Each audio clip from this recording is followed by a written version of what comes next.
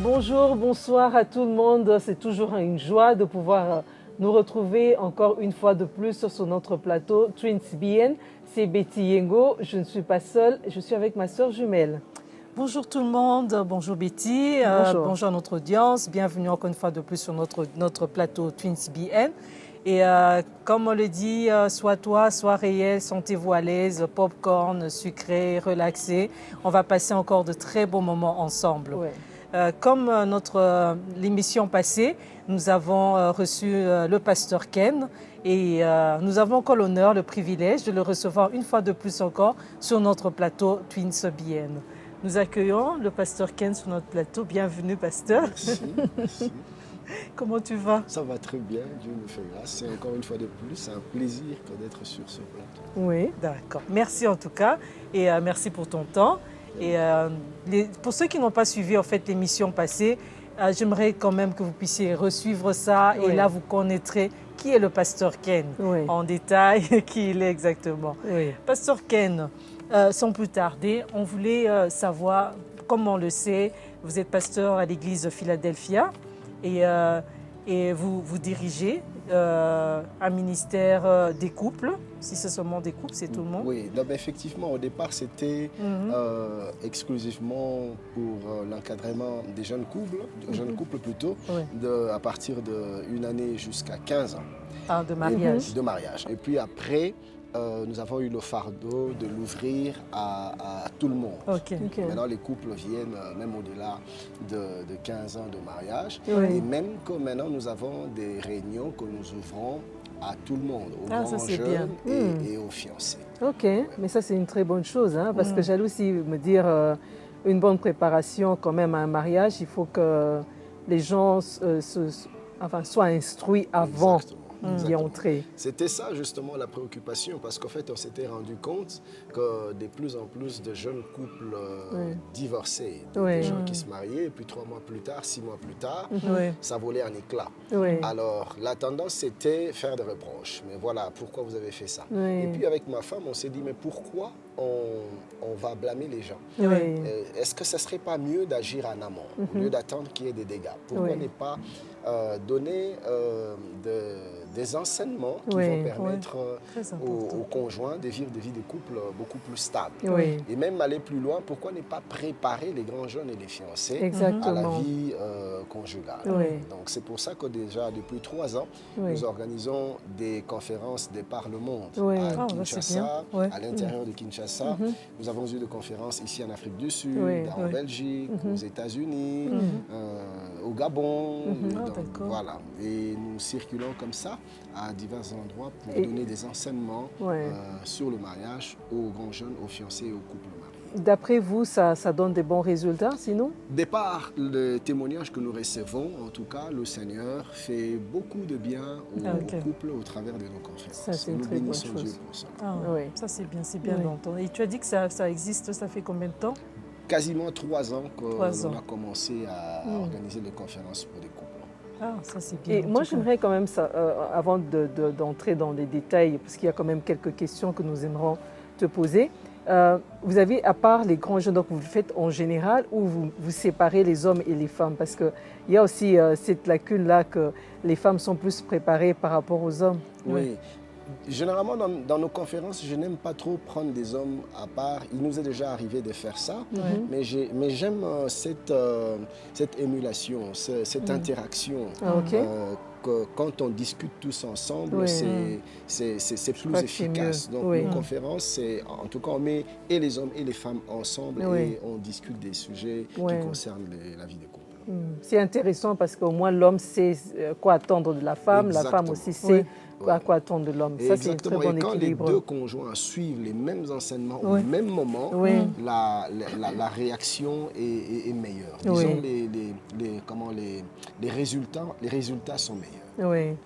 Bon, j'ai posé cette question peut-être parce que les hommes, ils peuvent avoir une expression facile, libre. Quand la femme est à côté, ils ne savent pas poser des questions. C'est pour ça que j'ai essayé de demander ce que vous ne faites pas séparément pour qu'ils aient un peu un libre accès de dire qu'est-ce que vous en pensez quand on se retrouve dans telle situation. Bon, c'est à vous de voir si vous avez...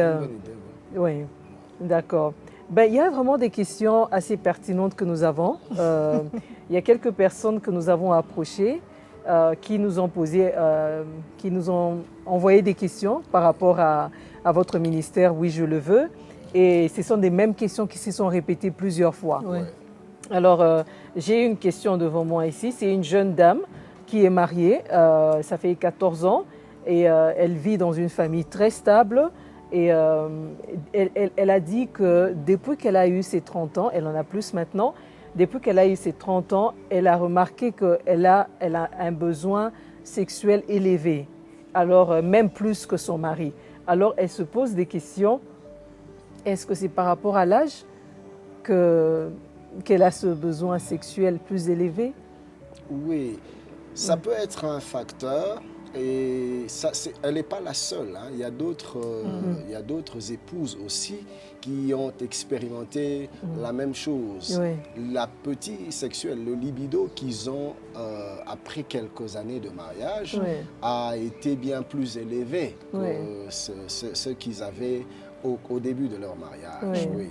Donc, je pense qu'elle n'est pas la seule. Il y a beaucoup de dames qui sont dans ce cas-là. Ça a trait à l'âge? Je ne sais pas. Peut-être que les médecins pourront, ou les sexologues, je ne suis pas sexologue, je ne suis pas médecin non plus, ils pourront peut-être nous donner des éléments scientifiques. Mais en tout cas, dans la pratique, il y a plusieurs personnes qui développent beaucoup plus d'appétit, ou disons qui manifestent beaucoup plus d'appétit sexuel à plus l'âge avance. Voilà. Oh, d'accord. Si je peux un peu paraphraser, bon, je pense que quand une personne parle, elle a mentionné dans le sens elle a plus d'appétit que l'homme. Donc il y a quelque part un problème. Alors, déjà, naturellement, nous ne sommes pas tous pareils. Okay. Il y a des personnes, hommes ou femmes, il y a des personnes qui ont un libido beaucoup plus élevé que les autres. Alors, on catégorise les personnes en trois types. Il y a des gens qui sont sexuellement chauds, c'est-à-dire ils peuvent faire l'amour tous les jours. C'est en tout cas, c'est normal. Alors, il y a des gens qui sont moyennement, qui sont moyens, je vous l'ai dit. C'est-à-dire 2 fois la semaine, c'est bon. Voilà, une fois la semaine. Là, tu parles pour les hommes, bien de donc, deux que ce soit les hommes, que ce soit les femmes. D'accord. Une fois la semaine, faire l'amour une fois la semaine, c'est bon. 2 fois la semaine, c'est bon. Et il y a des gens qui sont froids sexuellement. C'est-à-dire qu'ils peuvent faire l'amour 2 fois, 3 fois le mois.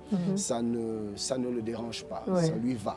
Alors maintenant, le problème, c'est que quand une personne qui est sexuellement chaud se marie à une personne qui est sexuellement froid. Alors là, ce que nous conseillons au couple, que celui qui est sexuellement froid puisse faire un effort de se rendre un peu plus disponible. Et nous demandons à celui qui est sexuellement chaud de faire un effort de tempérer un peu pour que les deux conjoints se rencontrent quelque part. Si un chaud rencontre un moyen, l'ajustement est un peu plus facile. Ou encore, si un moyen rencontre un froid, aussi l'ajustement est un peu plus facile. Mais si un très chaud rencontre un très froid, souvent il y a des problèmes. Donc il faudra vraiment que les deux conjoints fassent des efforts pour se rejoindre quelque part. Que celui qui est très chaud tempère un peu, que celui qui est très froid se rende un peu plus disponible. Donc on n'est pas toujours pareil dans les couples. Voilà. Alors si un très chaud rencontre une très chaude, c'est la gloire. Mais là, je reviens encore dans le sens, c'est bien de retrouver. Souvent, on ne sait pas dire.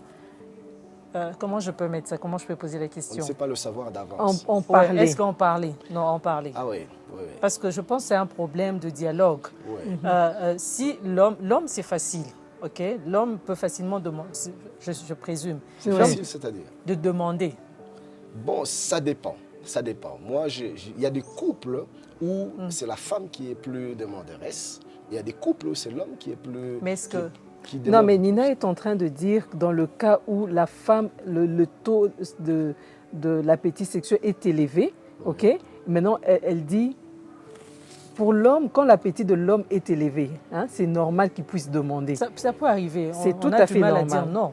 Mais quand c'est la femme qui a un appétit sexuel élevé, elle a du mal à demander à l'homme. Ou bien elle peut demander, mais il y a un rejet. Exactement. Alors, on doit dire qu'il y a aussi un problème culturel, il y a un problème environnemental. Alors nous, par exemple, dans nos sociétés africaines, chez les Bantous, par exemple, chez les Nilotiques et les autres, je ne sais pas trop, mais chez les Bantous, déjà, la sexualité est un tabou. C'est déjà un sujet que l'on n'aborde pas facilement. Exactement. Alors, encore que les hommes, pour eux, c'est un peu comme un droit légitime. Ma femme est là pour me satisfaire. Donc, je n'ai pas besoin de demander son avis. Quand j'ai besoin d'elle, elle doit se rendre disponible. C'est dans les mindsets des Africains. Des Africains. Alors, et la femme, par contre, tu ne dois pas extérioriser tes envies. Ou sinon, on te prend pour une... permettez-moi les termes, pour une traînée. C'est un peu ça. Alors, j'ai même eu des couples comme ça où la femme dit, bon voilà, moi j'ai eu des envies, je suis allé solliciter mon mari.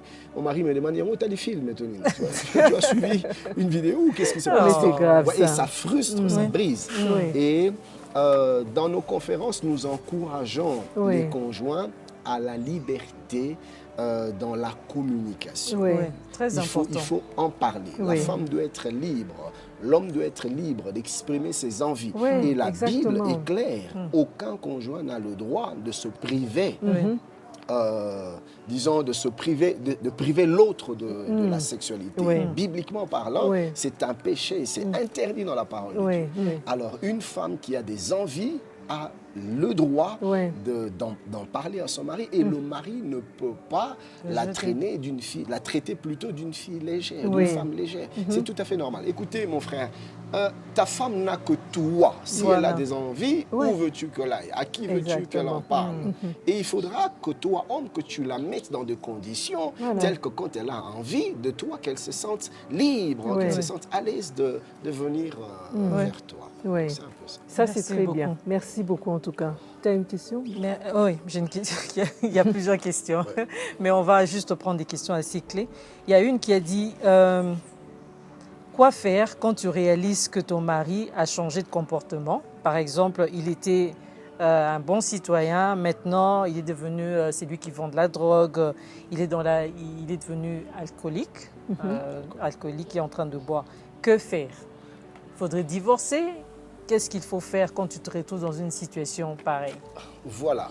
Déjà, moi, j'aimerais qu'on commence par les causes, disons, les raisons de divorce.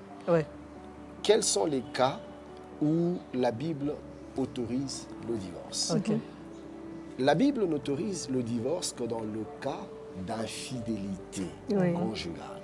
Quand l'un des conjoints trompe l'autre, le conjoint trompé a le droit de divorcer. Ça, c'est sur le plan biblique. Alors, toute autre forme de divorce en dehors de l'infidélité est aussi envisageable. Mais en ce moment-là, la Bible dit que le conjoint qui part est appelé à rester célibataire jusqu'au décès de l'autre conjoint. Alors ça, c'est des cas clairement définis dans la parole. Alors maintenant, il y a des questions qui se posent. Un conjoint qui est maltraité, un conjoint qui est tabassé, un conjoint qui est brisé. Est-ce qu'elle doit prendre le risque de perdre sa vie ou de perdre un membre au nom du fait qu'elle ne peut pas divorcer? Il y a des moments où ça devient une question de vie ou de mort. Alors là, vous n'allez pas contraindre au conjoint brimé de risquer sa vie parce qu'il ne faut pas qu'il divorce. Donc voilà pourquoi ça, ce sont des questions qui ne se traitent pas de manière générale. Il faut vraiment y aller au cas par cas. Alors maintenant, pour revenir à la question de Nina, au départ, le monsieur était bien. Moi, je voudrais qu'on prenne ça dans les deux sens. Ça peut être aussi la femme qui était une bonne citoyenne, qui après devient vraiment on parle de deux côtés. Bandit de grand chemin. Alors, en ce moment-là, on voit clairement que ça n'entre pas dans le cadre des cas autorisés pour divorcer. Ce que nous demandons en ce moment-là, c'est que le conjoint dont l'autre vit dans une telle vie a la responsabilité d'être patient ou patiente, de garder ses genoux à terre parce que nous croyons que Dieu est toujours capables de changer les gens. Oui. Moi, je vous donnerai mon exemple. Moi, mon père prenait de la bière. Combien de fois n'est-il pas rentré à la maison saoul? Il prenait tout le temps de la bière. Ma mère n'est pas pour autant partie, mais elle est restée à genoux, elle a prié. Et puis un temps, mon père a rencontré le Seigneur, elle a arrêté la bière, elle a arrêté la fidélité, elle est redevenue un homme correct. Donc je pense, moi, les conjoints qui vivent ces genres de situations, je les encourage à l'intercession, à l'amour. Parce que quelqu'un qui vit comme ça a besoin de sentir de l'amour. Mais quand tu passes ton temps à le juger, à le condamner, à le brimer des remarques, ça, au contraire, ça va le pousser davantage dans ses dérives. Une telle personne a besoin que tu lui manifestes de l'amour et que tu gardes tes genoux à terre. Il n'y a que ça qui peut lui faire revenir à lui. Voilà. Ah, je suis contente d'entendre ça. Non, mais ça, c'est très, très bien, hein, parce que quand on lisait les questions, j'ai dit, je rigolais même quand j'étais en train d'écrire, j'ai dit, mais pourquoi tout le monde veut sortir? Voilà. Mais Betty, je dois t'avouer que vivre dans un couple où l'autre conjoint développe des actes pareils, ce n'est jamais évident. C'est dur à vivre. C'est dur à vivre avec une femme qui se saoule. C'est dur à vivre avec un mari qui s'enivre. C'est dur à vivre avec un monsieur ou une épouse qui est dans les faux chèques, dans les faux papiers, qui vit. C'est dur. Et surtout quand on est un enfant de Dieu, quand on est un chrétien, quand on a des enfants, on se rend compte que papa n'est plus du tout un modèle pour les enfants. C'est pas évident à vivre. Donc, en fait, je suis conscient que c'est très pénible. Mais peu importe ce que vous vivez, la prière fait des miracles. La patience, l'amour et la prière. Et tout en espérant que ça va changer. Ça va changer. Oui, ça va changer. Évidemment. Le Seigneur exauce la prière. Alors voilà pourquoi moi, là, je reviens aux fiancés et aux célibataires. Surtout ça. Il ne faut pas transiger dans le choix. Il ne faut jamais s'engager à la légère. Prends le temps de te rassurer que c'est quelqu'un qui craint Dieu. C'est quelqu'un qui connaît le Seigneur. Parce qu'après, on ne sait plus faire marche arrière. Vous voyez? Prends le temps de te rassurer que c'est une bonne personne. Voilà pourquoi je dis aux jeunes, ne vous précipitez pas en mariage. Commencez par une amitié. Aujourd'hui, malheureusement, les gens, ils commencent une relation, 3 mois plus tard, prédote, et puis 2 semaines après, mariage. Mais tu n'as pas eu le temps d'observer la personne. Développer une amitié, surtout ça. Passer des temps ensemble, discuter, observe la personne et prends le temps dans la prière. Je me rappelle, s'il faudrait que je donne mon propre exemple, on a eu des temps de jeûne et de prière où on a supplié le Seigneur de nous dire si on était sur le bon chemin. Dans le choix que nous avions fait. Gloire à Dieu, nous avions eu de confirmation et aujourd'hui nous bénissons le Seigneur. La précipitation dans l'engagement du mariage souvent amène des choses qu'on aurait regrette. Non, moi je suis tout à fait d'accord avec toi, pasteur, parce que vous savez, il y a beaucoup de réalités, je vais parler en général. Hein. Les femmes, quand elles deviennent âgées, ou des hommes des deux côtés qui sont célibataires, il y a cette pression de tu dois te marier rapidement, ok? Vu l'âge, vu ça, vu ta position, tu dois vite te marier. Et facilement, les gens se retrouvent dans des situations, ils rencontrent un homme qui, pour cette personne, tu dois te marier demain parce que tu as plus de 40 ans, tu as plus de... En fait, il y a cette chose où on manque le temps de pouvoir observer la personne et on se dit, on se précipite. Moi, je crois, pasteur, que ce n'est pas seulement quand on est jeune, quand on veut se marier, qu'on doit prendre le temps, mais je crois que même quand on est âgé, parce que s'il faut passer la vieillesse avec une personne qui ne te met pas à l'aise, à quoi ça sert? Et moi j'insiste souvent, j'insiste sur l'amitié, tu as parlé de l'amitié. Quand tu es ami à quelqu'un, il y a des conversations que tu ne vas pas... Ce ne sera pas genre tabou. Mais si tu prends ton conjoint ou ta conjointe comme c'est mon mari... Rien que ça. Il y aura d'autres conversations qui ne vont pas tenir. Et là, je veux revenir il y aura une autre question qu'on va poser. Il y aura d'autres choses que tu ne pourras pas dire à ton mari parce qu'il n'y a pas d'amitié. Quand il y a l'amitié, facilement, tu peux dire, écoute, c'est pas le cambote.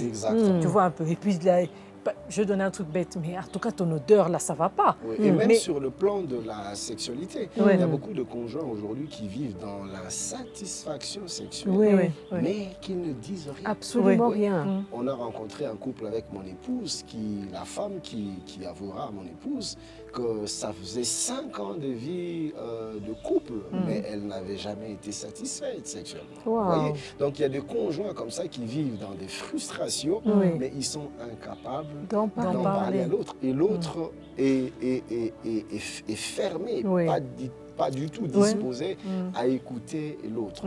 Et je t'appuie.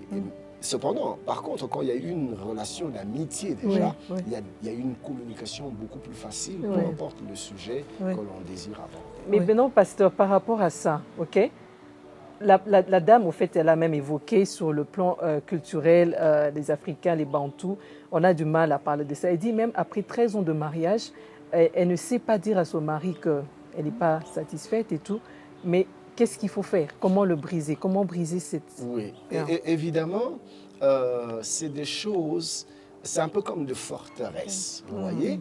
C'est pas quelque chose que l'autre conjoint a développé il y a 2 ans en arrière ou il y a 6 mois en arrière. C'est une mentalité ancrée en lui depuis son enfance. C'est vraiment une véritable forteresse. Et le renverser du jour au lendemain, ce n'est pas évident. Il faut un travail. C'est tout un processus. Et de telles personnes ont besoin de se faire accompagner. Parce qu'autant la femme doit faire un travail déjà dans la manière de communiquer. Comment aborder de telles questions, à quel moment. Et l'homme aussi doit, disons, on doit faire également un travail dans le mindset de l'homme, comment accepter de telles observations de la femme de son épouse, comment ne pas être frustré, comment développer la volonté, l'intention de changer. C'est vraiment un processus. Alors, la femme doit savoir comment aborder le mari, mais au même moment, le mari doit développer la conscience que j'ai un blocage culturel qui frustre mon épouse, qui dérange l'harmonie conjugale. Parce qu'il n'y a pas de pire malade qu'un malade qui s'ignore. Donc, si le mari n'est pas conscient que mon état d'esprit est un réel problème par rapport à l'harmonie de notre vie de couple, il ne pourra jamais s'ouvrir. Mais dès l'instant qu'il commence à être conscient que mon blocage est un obstacle à l'épanouissement, à notre épanouissement conjugal, c'est à ce moment-là qu'il commencera aussi à s'ouvrir pour être guéri, pour être aidé. Alors, la femme peut faire des propositions à son mari. Écoute, j'ai des choses que j'aimerais que l'on partage sur la sexualité. Est-ce que tu pourrais accepter qu'on se fasse accompagner? Alors même la personne qui va les accompagner doit être choisie d'un commun accord. Il y a des conseillers conjugaux, il y a des pasteurs, il y a des aînés, pas forcément en âge, en expérience peut-être, qui pourraient être disposés à aider des conjoints comme ça. Mais il faudra que cela se discute dans le couple sur la personne à choisir. Et puis, finalement, les deux peuvent commencer à consulter la personne et entrer dans ce processus-là pour guérir. Je crois que ça, c'est la solution. Je crois que c'est ça la solution, en tout cas. Oui, parce que moi, je me dis, pour un couple, si tu veux rester, si tu veux avancer... Je crois que ce n'est pas seulement d'un côté, c'est les deux. Vous deux, vous devez vous y mettre et accepter, comme tu as dit, qu'on a un problème. Parce que la plupart accusent les autres pour dire non, c'est mon mari, non, c'est ma femme. Mais pourtant, moi, je me dis, quand il y a un problème, c'est souvent les deux. Tu ne te rends pas compte qu'il y a un problème de deux côtés. Et quand tu poseras la question à ton mari, l'homme te dira oui, par ta façon de parler, même comme tu as dit. La façon dont tu m'avais dit je n'ai pas aimé. Et ça fait aussi un blocage. Mais tu t'es pas rendu compte. Donc, il y a aussi un problème aussi de ton côté. Et aussi, Nina, pour te compléter, des fois, on est dans les préjugés. Oui. Des fois, on se dit, je ne peux pas l'aborder avec mon mari, il ne va pas s'ouvrir. Oui. Mais est-ce que, d'abord, tu l'as abordé comment? Et puis, est-ce que tu as déjà essayé? Et des fois, on pense que l'autre est au courant de nos frustrations. Vous voyez? C'est même ça aussi le problème c'est aussi. ça. Hein. Tu t'imagines. Et même dans, bon, évidemment, on en parle un peu plus en détail dans des réunions de couple, mais même dans la vie intime, même dans la sexualité, je peux penser que ce que je fais te plaît. Mais si tu ne me dis pas que ce n'est pas la bonne chose à faire, comment je saurais? Tu n'es pas Dieu. Je ne suis pas Dieu. Donc souvent c'est ça aussi le problème. La sœur qui est insatisfaite, est-ce que le mari est au courant de son satisfaction? Est-ce qu'elle a dit à son mari ce qu'elle aimerait bien que son mari fasse? C'est une bonne question. Donc il y a tout ce climat disons, il y a cet environnement communicationnel que l'on doit installer dans sa vie. Waouh. Mais ça c'est vraiment profond parce que je pense que avec le département, oui, je le veux, il y a plus de détails. Oui, en tout cas, dans les conférences de couple, on entre dans les détails. Oui, ça je sais. Mais pour moi, je pense que comment je peux dire, un couple doit accepter de se faire aider. Bien entendu. Ça demande l'humilité. Exact. Ça demande l'humilité. Et si vous voulez avancer, c'est compliqué. Là, je vais revenir à la question d'une dame qui a posé. Mais là, je pense que tu avais répondu. Elle a dit quand quitter le mariage, s'il faut rester malgré les changements, que faire? Quelle est la solution? Bon, je pense que tu avais parlé de ça. Et cette question, quand quitter le mariage, il y a plusieurs femmes qui ont posé cette question. Je me suis dit, mais pourquoi vous voulez quitter? Exactement. Mais il y a aussi l'acte de violence. Exactement. Le 25 novembre, on a célébré anti-violence sur les femmes. Il y a les femmes qui sont mariées. Je connais des couples qui sont mariés, même pas 2 ans, 3 ans, 10 ans, mais l'homme bat la femme. Et de manière sérieuse. Et l'homme fait comprendre à la femme, si tu oses m'accuser, personne ne va te croire. D'ailleurs, on dirait que c'est toi la mauvaise femme. Et ces genres de femmes préfèrent se taire parce qu'elles se disent, je préfère pas en parler. C'est moi qu'on va mal juger, tu vois un peu.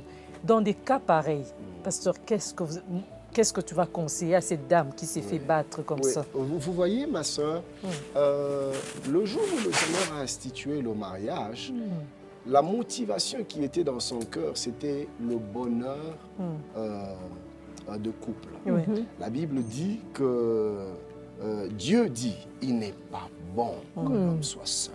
Parce que Dieu a vu le malheur qu'il y avait dans le cœur de l'homme. Et c'est pareil aussi pour la femme. Le mariage a donc été institué pour que l'homme et la femme entrent dans une autre dimension du bonheur. Donc le mariage, par son essence, est un cadre de paix et de bonheur. Alors si le mariage maintenant commence à devenir autre chose que ce que cela a été dans la pensée de Dieu, il faut faire quelque chose. Alors cette peur que je comprends, que beaucoup de femmes ont développée, je ne peux pas parler de mes douleurs, je ne peux pas parler des souffrances que ça emprisonne et finalement plusieurs meurent dans leur souffrance. Je pense qu'il faut sortir de cette prison, il faut sortir de ce carcan, il faut en parler, il faut trouver des gens. Aujourd'hui, il y a des conseillers conjugaux, il y a des hommes de Dieu, il y a des pasteurs sérieux qui seraient disposés à vous écouter, à vous accompagner et à vous aider. Personne n'a l'obligation de développer ces attitudes suicidaires dans le mariage. Tu souffres, il faut en parler. Ma soeur, il faut en parler. Ne continue pas à souffrir comme ça. Ta vie est précieuse et même tu as du prix aux yeux de Dieu. Tu ne peux pas mourir dans la maison conjugale. Il faut que tu en parles. Il faut que tu en parles. Ne meurs pas dans le silence. Ce n'est pas la volonté de Dieu. Merci beaucoup, pasteur. C'est très profond. En tout cas, waouh. Ça fait très mal. Sincèrement, pasteur, ça fait très mal de voir plusieurs femmes souffrir, surtout par rapport à la violence et tout. J'en parlais avec Nina, on en discutait vraiment. J'ai dit à Nina, en fait, je me posais des questions. J'ai dit, pourquoi elle reste? On te bat, tu as la tête coupée, tu vois. Oui. Je me posais vraiment tout un tas de questions. Je crois que c'était à Kinshasa, il y a je pense, une année en arrière. On a connu un décès comme ça. Une femme est décédée parce que son mari la battait, la martyrisait et elle en est morte. Non, on ne peut pas arriver là. Ça, c'est... En tout cas, si quelqu'un suit ou une sœur ou que tu connais, je lance, je sais pas, un appel personnel de l'équipe que nous sommes ici. Même dans l'anonymat, je le dis, même dans l'anonymat, envoie un message. Tu n'as pas besoin de citer ton nom. Ou si tu connais un cas pareil, informe quelqu'un. Parce que ne garde pas ce problème. Ça peut sauver des vies. Ça peut sauver. On ne doit pas tout le temps dire oui, il y a plusieurs histoires. Non, tel avait tel cas, et la personne est morte, tel autre. On ne doit pas arriver jusque-là. Je pense que nous devons faire quelque chose. On arrive à la fin. Parce que c'est un sujet vraiment assez vaste. Et je demanderai aux personnes qui ne sont pas abonnées sur la page « Oui, je le veux ». Et ça sera mentionné sur notre écran, à les suivre. Vous aurez votre édition Oui, nous avons notre 13e édition à Kinshasa, dans la cathédrale du Centenaire. Ça sera le samedi 19 décembre, de 11h à 15h. C'est une conférence ouverte à tout le monde, aux grands jeunes, aux fiancés, aux mariés. Nous allons parler de la gestion des finances dans le couple. Très important. Très important. Où les Romains sont poignards derrière. D'accord. Ok, nous sommes vraiment arrivés à la fin de notre émission. Merci, Pasteur Ken, pour votre présence. Nous nous sentons vraiment honorés du fait que tu sois venu sur notre plateau. C'est un grand privilège et nous vous remercions pour l'apport que vous avez apporté à notre émission. Merci beaucoup. Eh bien, nos amis, la saison première de Twins BN prend fin aujourd'hui. Donc, nous sommes aujourd'hui honorés de finir notre émission, notre première saison, avec le pasteur Ken. Nous aurons notre deuxième saison. La date vous sera communiquée.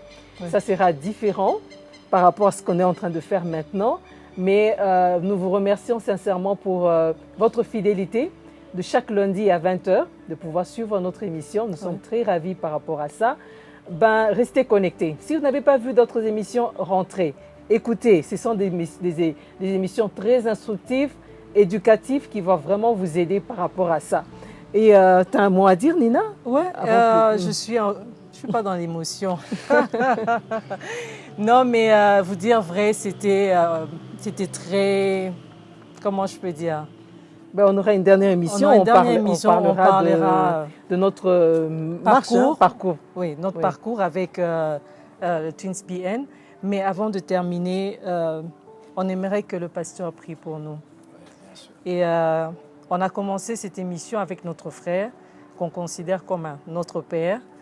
Il nous avait bénis pour ça. Et nous terminons avec le pasteur, qui n'est pas seulement pasteur, qui est notre ami. Tu es très proche à notre cœur. Et nous voulons... Un papa aussi. Oui, exact. Un père spirituel. Et nous voulons que tu puisses nous bénir. Bénir les personnes, nous, et bénir l'audience aussi. On va prier. Oui. Père, nous te rendons grâce, toi qui accordes des visions à ceux qui t'appartiennent. Éternel, Twins BN est une émission qui a béni plus d'une personne. Nous te rendons grâce pour cette première saison et nous croyons au Dieu que les saisons qui arrivent, tu vas les amener dans une autre dimension. Je prie pour Nina, je prie pour Betty. Éternel, je les bénis avec des nouvelles idées. Je les bénis avec la créativité. Je les bénis avec ta faveur et ta grâce. Je prie que tu les inspires encore, que tu le conduises, Seigneur, et que tu leur donnes davantage d'impact. Que cette émission puisse aller au-delà des frontières, à des endroits où ils n'auraient jamais espéré. Mais Père bien-aimé, que tu les amènes pour ta gloire et pour l'édification d'un plus grand nombre. Je les bénis au nom de Jésus-Christ. Amen. Amen. Eh bien, nous avons fini. Nous vous souhaitons bonne soirée, bonne journée. Au revoir. Au revoir.